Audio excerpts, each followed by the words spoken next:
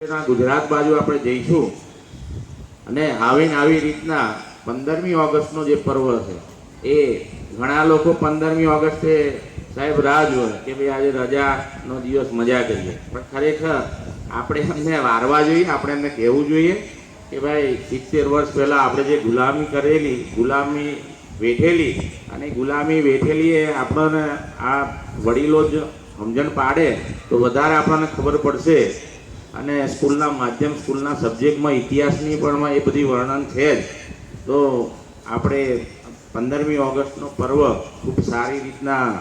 આવી રીતના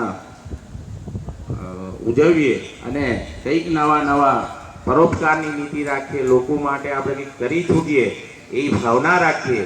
અને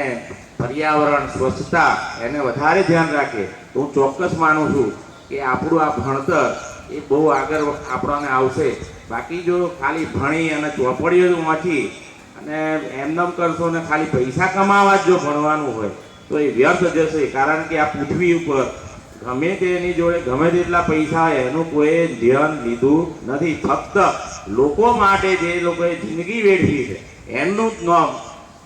ઇતિહાસમાં લખાયું છે, ભવિષ્યમાં પણ લખાશે. જેથી આપણી જે ભણવાની જે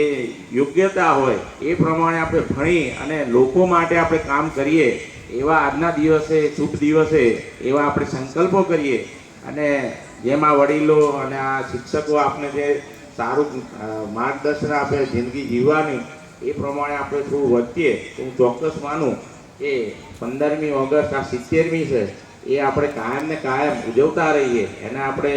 અંદર ઉતારીએ